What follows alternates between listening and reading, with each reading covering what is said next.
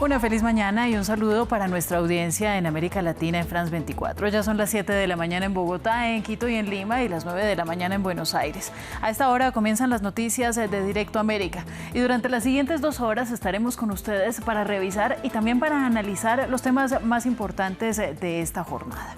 Y es que precisamente tras un mes desde el regreso de Donald Trump a la Casa Blanca, Europa empieza a reaccionar a las demandas del mandatario. Desde el Reino Unido, el gobierno anunció un aumento en el gasto de defensa justo antes de la visita de Keir Starmer a Washington. A su vez, Emmanuel Macron, que se reunió con el republicano el lunes. En tanto, debe hacer bloque para continuar como aliado de Trump y más allá, ¿están dispuestos los líderes europeos a cumplir las demandas de Trump?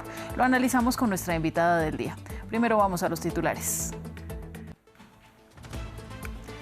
Hamás devolverá 4 cuerpos de rehenes israelíes, aunque no especificó cuándo, a cambio de la liberación de cientos de prisioneros palestinos, cuyo retorno se retrasó el sábado. Esto mientras miles de israelíes asistieron a las honras fúnebres de Shiri Vivas y sus 2 hijos pequeños asesinados en cautiverio en Gaza. Tenemos reporte. Ucrania habría llegado a un acuerdo con Estados Unidos para explotación de sus minerales raros, aunque no se conocen los detalles del pacto ligado al apoyo militar de Washington. El presidente de Estados Unidos, Donald Trump, dijo que Volodymyr Zelensky podría visitar la Casa Blanca el viernes para la firma. Y el gobierno de Chile levantó el estado de excepción decretado por un apagón masivo que ayer cortó los servicios en 90% del país.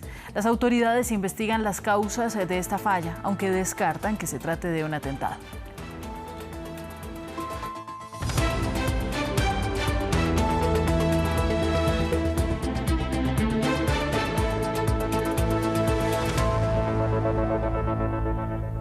Gracias por estar con nosotros y vamos a comenzar el informativo con las noticias de Israel y de la Franja de Gaza. Después de anunciar un acuerdo con Israel para retomar los intercambios, Hamás afirmó que devolverá los cuerpos de otros 4 rehenes, aunque no especificó cuándo, a cambio de la liberación de cientos de prisioneros palestinos, cuyo retorno se frenó el sábado pasado, según Israel, por el trato cruel a los rehenes durante las entregas. La ampliación la tiene nuestro corresponsal Federico Cuellar Verena. Federico, buenos días, un saludo para ti. Y hay dudas sobre este anuncio de un nuevo intercambio por parte de Hamás. Sí, las dudas principalmente están puestas en cuándo va a ocurrir, pero tanto Hamás como fuentes israelíes, en este caso de forma anónima, han confirmado a medios locales que este acuerdo para la liberación de esos 4 cuerpos de rehenes muertos, los últimos 4 rehenes de esta primera fase del acuerdo de tregua, a cambio de destrabar esa liberación de los 620 prisioneros palestinos, se va a llevar a cabo. En un comunicado Hamás ha dicho que la fecha será comunicada en el momento concreto, aunque previamente fuentes del grupo habían informado a las agencias Reuters, AP y AFP que esta entrega se daría este jueves, tal como estaba originalmente previsto. Recordemos que esta última crisis de las múltiples que ha habido en este proceso de frágil tregua en Gaza se dio después de que Israel se negara a cumplir su parte del intercambio el sábado pasado con la excarcelación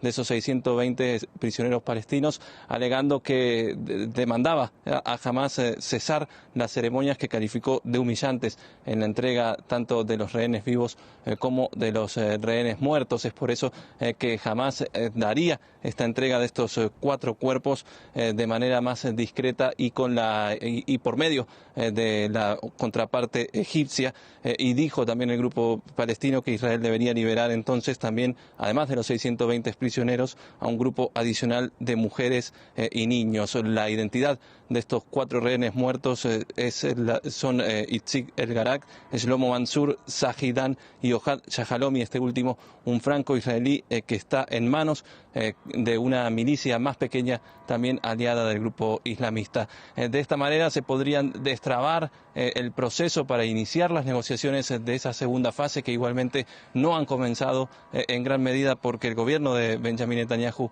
no ha enviado una delegación a Qatar para participar de las negociaciones, pese a que en el acuerdo estaba previsto que debían haber iniciado el 3 de febrero, y con la primera fase terminando este 1 de marzo, la posibilidad que empieza a ganar cada vez más fuerza es la de extender esa primera fase, aunque una fuente israelí le dijo al medio The Times of Israel que esto solo ocurrirá si se producen intercambios adicionales de rehenes israelíes por prisioneros palestinos, y que da como plazo, según esta fuente, Israel a Hamás hasta el próximo 8 de marzo para realizar liberaciones adicionales. En caso contrario, el gobierno de Netanyahu interpretará que el acuerdo de cese al fuego ha terminado. Recordemos, estas condiciones no estaban en el acuerdo original firmado por las partes. Bueno, en tanto, decenas de miles de israelíes se alinearon en las carreteras durante una procesión fúnebre para Shiri Vivas y sus 2 hijos pequeños muertos en cautiverio en la Franja de Gaza. El padre Yarden Vivas fue liberado con vida. ¿Qué es lo que nos puedes contar acerca de los funerales de esta familia?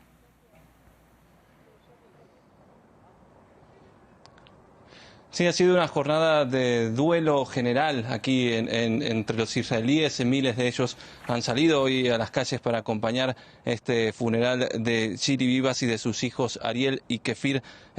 Una multitud se alineó en las rutas que siguió el cortejo fúnebre desde Rishon LeZion, en el centro de Israel, hasta el cementerio de Zoar, en el sur, cerca del kibutz Niroz, de donde fueron secuestrados los Vivas el 7 de octubre de 2023. Muchas de estas personas portaban banderas israelíes y globos naranjas que se han convertido en un símbolo por el color de pelo de esta familia de orígenes argentinos y peruanos. Muchas personas también lloraron al paso de este cortejo fúnebre e incluso le pedían perdón de una manera en nombre del Estado de Israel, por decirlo de alguna manera, a la familia Vivas. Ofri Vivas, la tía de los pequeños, dijo en una publicación de Facebook que por la ventana del vehículo veía una nación rota y señaló que no nos recuperaremos hasta que el último de los rehenes vuelva a casa. Por su parte, al despedirse de su familia en el cementerio de Yarden Vivas, que recordemos fue liberado a inicios de febrero, le pidió perdón a su esposa y a sus hijos por no haber podido protegerlos, y le pidió a Shiri que le proteja para no hundirse en la oscuridad. Gracias a ti, Federico. Vamos a continuar en la Franja de Gaza. La Defensa Civil informó este martes que 6 recién nacidos habían muerto durante la última semana en medio de una ola de frío que azota el territorio palestino, mientras que muchos desplazados siguen viviendo en tiendas de campaña. 5 de los bebés murieron en el norte del enclave, el 6º en Han Yunis. Reporte de Maxim Pluvine. En medio del frío invernal se agudiza la crisis humanitaria para los gazatíes. Con temperaturas que han descendido hasta los 0 grados centígrados en la última semana, se reportaron varias muertes de recién nacidos por hipotermia.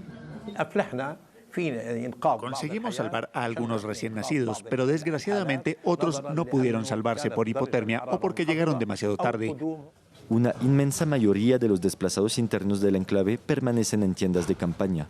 Se espera a que Israel deje ingresar al territorio casas móviles como refugios temporales para las más de 280.000 familias que se han quedado sin hogar tras los ataques aéreos israelíes. Hamás acusó por su parte a Israel de retrasar la entrega de estos materiales. Dios me bendijo con un recién nacido el 15 de febrero de 2025. Mi mujer dio a luz en el hospital Amigos del Paciente y tras el parto nos fuimos a casa. Sin embargo, 2 días después el estado del bebé empeoró, así que volvimos al hospital donde el bebé permaneció 3 días en cuidados intensivos.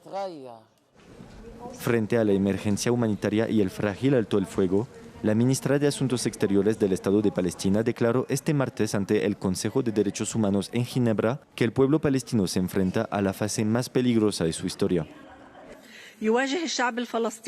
El pueblo palestino se enfrenta a la fase más peligrosa de su historia, ya que las fuerzas de ocupación practican una política ilegal, una política de asesinatos, destrucción, hambre, deportaciones temporales, represalias y detenciones, continuando con su larga historia de crímenes de guerra y crímenes contra la humanidad a lo largo de 58 años, beneficiándose de la ausencia de rendición de cuentas y cuestionamiento.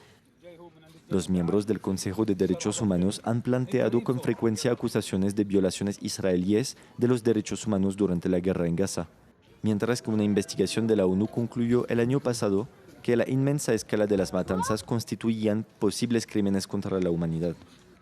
Cambio de tema, Ucrania finalmente aceptó los términos de un acuerdo sobre la explotación de sus minerales raros con Estados Unidos. Además, en la noche del martes, Donald Trump adelantó que es posible que Volodymyr Zelensky vaya a Washington para firmar el nuevo pacto. El presidente de Estados Unidos también dijo que estaría buscando firmar un acuerdo similar con Rusia. Veamos el informe preparado en nuestra redacción. Es una de las condiciones que Donald Trump había fijado para participar en el Tratado de Paz entre Ucrania y Rusia: obtener una parte de los minerales raros de Kiev mediante un contrato formal, una especie de retorno de inversión para compensar la ayuda financiera que Estados Unidos ha brindado a Volodymyr Zelensky desde el inicio del conflicto. Según aseguró Trump el martes, el pacto podría sellarse el viernes con una visita de Zelensky. Sí, eso he escuchado. He oído que viene el viernes. Desde luego, por mí está bien si quiere venir. Y él quiere firmarlo junto conmigo. Y entiendo que es un gran acuerdo, un acuerdo muy importante. Podría ser un acuerdo de $1.000 millones. Podría ser cualquier cifra. Un primer acuerdo fue rechazado por el presidente ucraniano, que lo consideró de un intento de extorsión. Zelensky argumentó que los $500 mil millones de minerales exigidos por Estados Unidos eran muy superiores a la ayuda recibida y que el proyecto no incluía garantías de seguridad para impedir una nueva invasión rusa.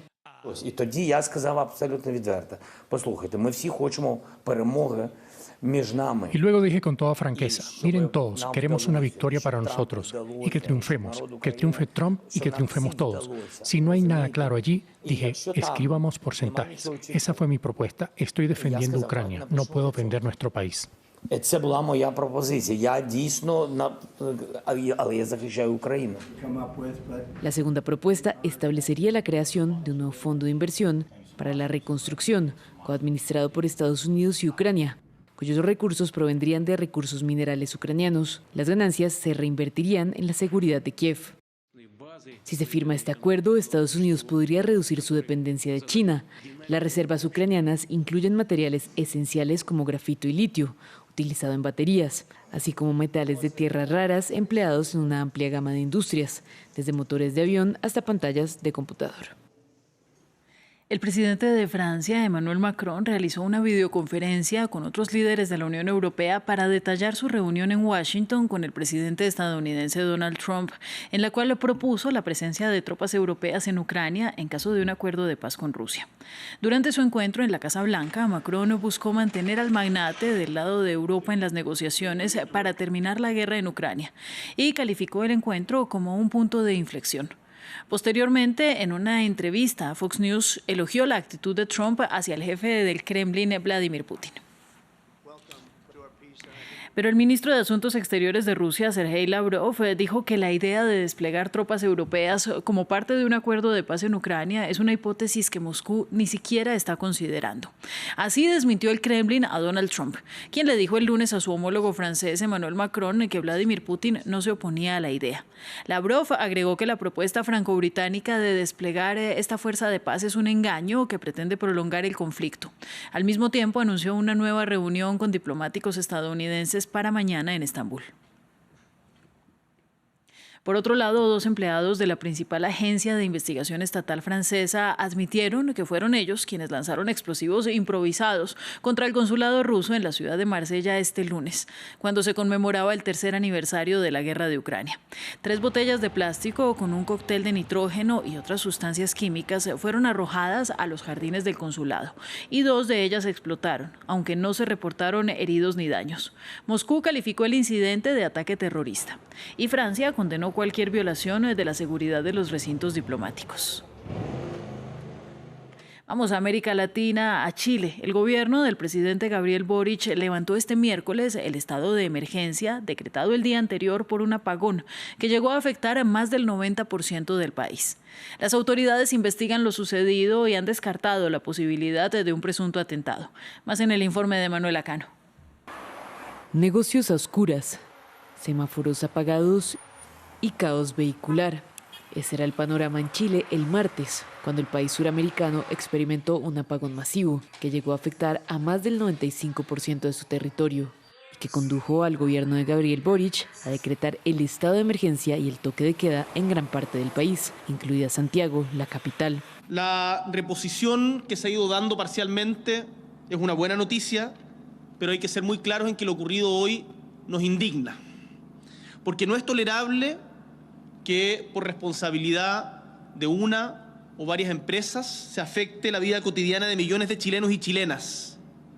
Y por lo tanto, es deber del Estado de Chile hacer valer esas responsabilidades. Ante ese panorama, las autoridades buscan esclarecer las causas de la falla eléctrica. Hasta el momento se cree que se debe a una desconexión de las líneas de transmisión y el gobierno descartó que el motivo del corte haya sido un ataque. El martes, los ciudadanos relataban el temor que causó el apagón y demandaban que se restableciera lo más pronto posible. Me dio miedo, sí, como que me imaginé cualquier cosa, o sea, como que igual se vio y todo saliendo, no sé, todo mal. Puta, no hay nada, no hay efectivo, no hay dinero, no hay metro, no hay nada, güey. Entre las principales consecuencias, el metro de la capital fue evacuado, afectando los viajes de miles de personas. También interrumpió las operaciones mineras, ubicadas en mayor medida al norte del país. Chile, conocido por tener una sólida infraestructura eléctrica, enfrenta el que sería su peor apagón en al menos 15 años. Y para el cierre, actualizamos la información sobre la salud del Papa Francisco. Según el Vaticano, el sumo pontífice de la Iglesia Católica pasó una noche tranquila en el hospital y está descansando, aún en estado crítico por la neumonía doble que padece. El Papa de 88 años está pasando su 13º día en el Hospital Gemelli de Roma, la estadía hospitalaria más larga de su papado de casi 12 años.